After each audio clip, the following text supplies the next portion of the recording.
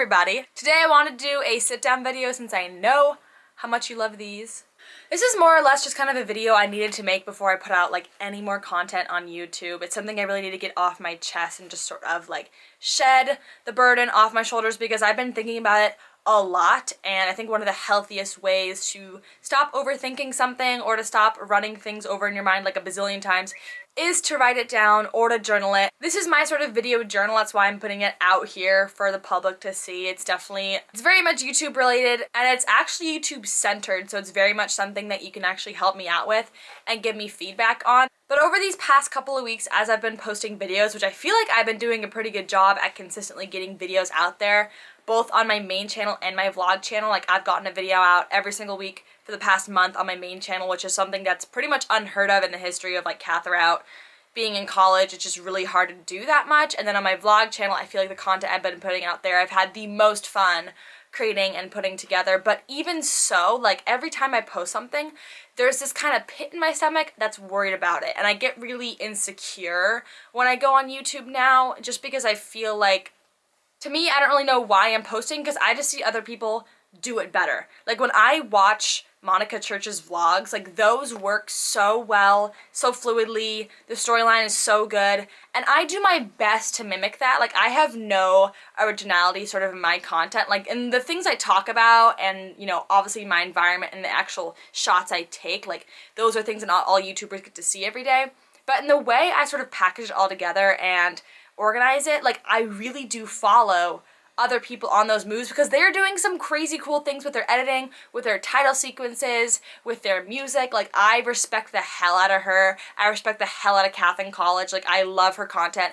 I do not feel quite as nervous about maybe not vlogging or posting to YouTube as much because her channel exists and it's like my channel but so much better. I have just been getting so intimidated by other creators because I know you shouldn't compare yourself, but like, creatively it's so important to like consume other things that will like spark your creativity, but they do such a good job. It kind of points back at me like, why can't I do things that great, or like, why can't I come up with editing techniques that look that good? And I get really self-conscious about it, and I just want to be at their level. I am just like genuinely intimidated by other creators to the point where usually when other people post on YouTube and I'm consuming this content, it makes me inspired to post more. But the content I've been seeing lately is just like either so good or so different that it doesn't even make me want to post. Like, I just don't even feel like motivated that I can do what they do. It just feels like, you know what, I don't even know why I try, because my content is definitely appreciated by those of you viewing today, and everything I talk about in this video, like, you all watching right now, like, are not the problem. Like, if you click on this video, you should feel no blame, no guilt in anything I'm saying. This is just general sort of my self-critique, self-criticism, self-reflection on sort of like where I'm at in my outlook on YouTube, which is I've never been in a place like this before.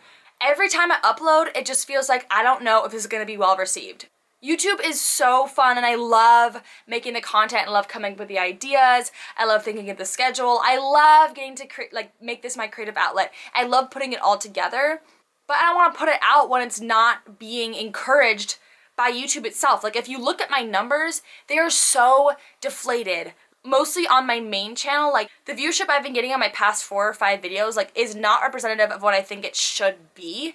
And obviously I can't control who views it, but in terms of like thumbnail and title and like content of the video and how much effort I put in, like the editing, like, it is better than it has ever been in my opinion, and I have the most subscribers I have ever had, but my numbers are like the lowest I've had in probably like 3 years. Most YouTubers won't be straight with you and they'll say like, you know what, I don't really care about the numbers, but it's so flattering that this many people subscribe to me, or I hit this number.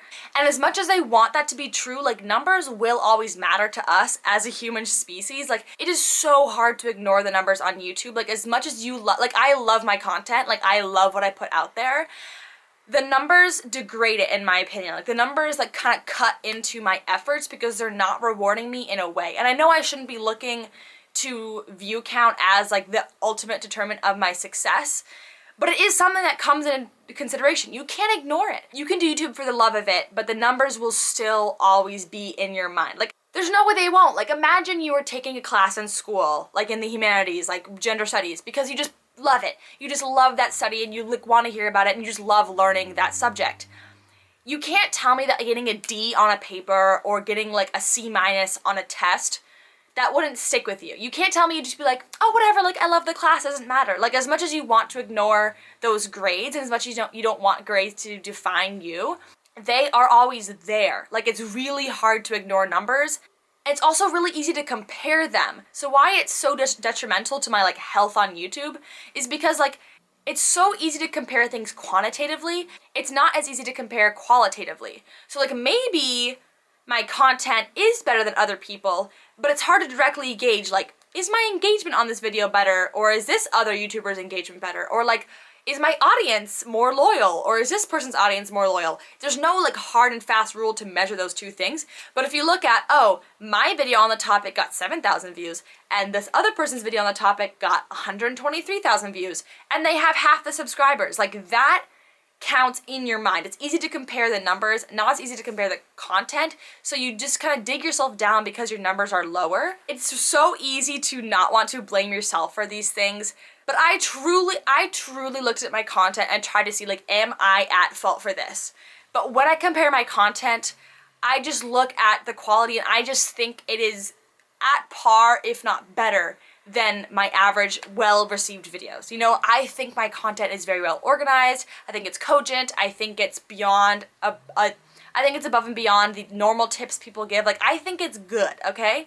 In my opinion, I don't see why I should be at fault for the low view counts. You can go ahead and tell me if you think of a reason why my view counts would be low. Part of the reason I'm so disheartened by YouTube is because I think YouTube is the one not supporting my view counts. Like, when I look at other channels, this is a systemic thing.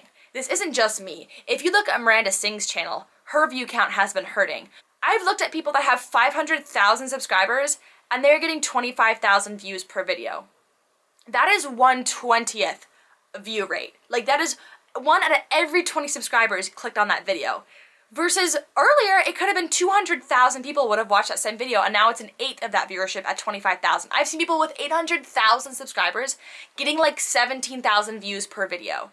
That is like pitiful. Like, that should not be. And if you go scroll back, like, you know, 6 months, the view counts are a steady 200,000-ish, and now they're just like shrunken by so much. So I really think it's a systemic thing. I was looking to see if I was at fault, and I just truly cannot find that in myself. I really think it's YouTube's algorithm, the way they're promoting other people, because I look at people like David Dobrik and like they are thriving, they are growing, their subscribers are growing, and it's because they post like pretty regular content, and it's just like a daily vlog short thing. And like, I don't post daily content, so maybe YouTube doesn't want to promote once a week uploading for like a 9-minute video. It's systemic, but it's not happening to all people. So like, some people are still growing on YouTube, but I feel like in a way that I was being a recommended video before, or maybe my video was being promoted over here, or maybe my video would come up on autoplay before. I feel like some of that's not happening anymore because I'm not getting the residual view count. Like, in over a 2-day span, like, I will get like 4,000 or 5,000 views on a video, which is about the amount I get on my vlog channel. So like, my vlog channel, which has like 14,000 subscribers, is getting roughly the same view count as my main channel of 90,000 plus subscribers. It just like doesn't make sense to me. I understand, like, yes, views are just one metric to measure myself by. Like, I'm in a data analytics class right now, and it has opened up my mind to how many different things you can measure your success by. So like, if you're a teacher, yes, you can measure your success by the grades on your students' tests. Or you can measure yourself by satisfaction. What do the students give you on their final reviews of your teaching style? Or you can measure yourself by the number of papers you publish in online journals. Or you can measure yourself by the number of hours you spend on class. There's so many different metrics to measure yourself by. And on YouTube, views are just one. So I can measure myself by subscriber growth, which also isn't doing too hot, but still a metric. Like, I can measure myself by view rate of the video. Are they watching 50% of the video? Are they watching 80%? I love measuring myself by just like raw comments, which I get a lot of incredibly supportive ones from you all. And to be truly honest, the comments I get are like the reason I'm still putting out content. If I didn't get those comments and I just had the views, I probably wouldn't be posting on YouTube anymore, because the views aren't encouraging me to put more effort in, because I'm not seeing the metric output of that. Like, I don't want to use views as a metric, but like, you have to understand that like, most people do use it as a metric. So even if I don't want to use it, I should still consider it. The way that YouTube is supporting its creators right now is honestly a turnoff. Like, I can see these channels of multiple hundreds of thousands that are getting like 20,000 views. as people who are not going to be posting in a year's time? Does YouTube want that? Or do they want us to keep wanting to post and keep wanting to create? So like, if anyone from YouTube is watching this right now, which they probably aren't, I don't know what's going on, but like, I truly in my heart don't think that I should be getting the viewership that I am right now. Like, I think that I should be getting a little bit more, like anything more. It just doesn't make sense in my head mathematically, like why my view count is suffering so much when even just like a few months ago in August or September, like I would be getting, you know, tens of thousands of views as just one metric. That's kind of a lot of the motivation behind why I think I might want to kind of dip out of YouTube and sort of, I might want to taper off my content on at least one of my channels. I think I'll still keep vlogging, but like at least on my main channel, I think I want to taper it off because I'm just not seeing the support that I used to get. And I just think the kind of content I make would be so much better suited for a podcast. I just see podcasts as such a more fruitful, rewarding endeavor. People that make podcasts are so into their podcasts, and people that don't want to listen to that podcast don't listen to it. I feel like a lot of people that are like subscribed to my channel just like don't want to watch it. That doesn't happen on podcasts. A lot of the reasons I'm insecure on YouTube about, you know, my editing style or the aesthetic of my video or the title sequences, like the things that people do really well that I'm kind of struggling with, like, you know, comparatively, those don't exist on podcasts. The podcast is purely focused around the content, which is like where I'm at. Like, I love the creative outlet of editing it, but I think a podcast, like content-wise, that's what I love to create. I love to organize my content in my videos, my messaging, my theme, my advice. I love to like package that all together. And that's the like synthesis of a podcast. That's the core of the podcast, is just organizing it. Every YouTube video I make on my main channel, I am worried about people clicking off midway. Like everything I say, I edit down to the least amount. I don't get to share a lot of myself on my main channel anymore because I think people will just click off if I talk for too long. So I do so much work to like shrink down everything I say and make it so tight and like so robotic, and you don't get a lot of my personality that way. But on a podcast, people don't usually click off. You know, they're driving, they're doing their laundry, they're getting dressed. They're not gonna go over there and skip forward 30 seconds because they don't even know what's coming up later in the podcast. In a video, you can see like, oh, is she, you know, still talking about this, or is she moved on? In a podcast, like, people just listen to the full thing because they're there for the content. They're not there to be clickbaited and like interested. And yes, the titles of podcasts are certainly still very engaging, but I have a lot of fun making the titles for my videos. Like, I think I'm, you know, somewhat competent at making titles for videos. So I just see in every way a podcast being the way that I shift in the future, and I hope you'll follow me there. I think a podcast is a more mature form of content. It's not for the lightly devoted. It's for people that really want to learn, really want to challenge themselves.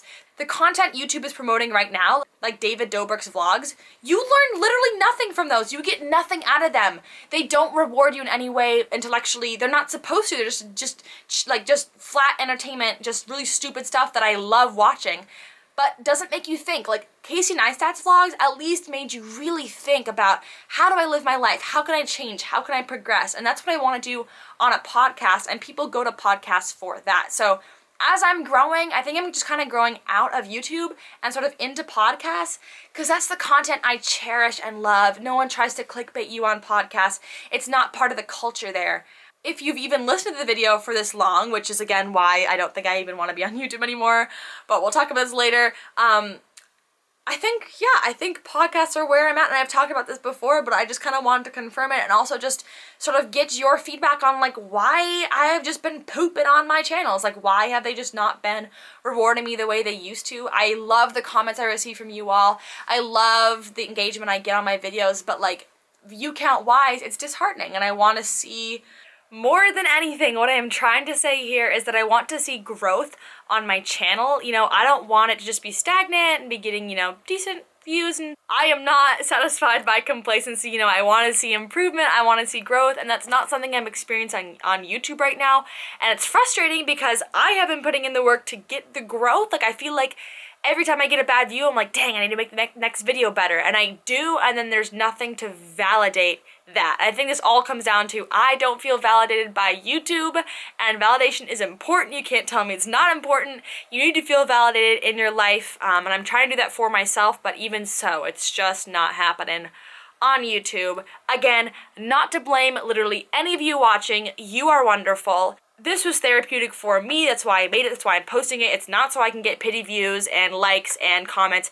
It's just for my own health, my creative health, really. So thank you for watching. I'll see you all next time. We're all gonna forget this ever happened in 2 years. Katherine out.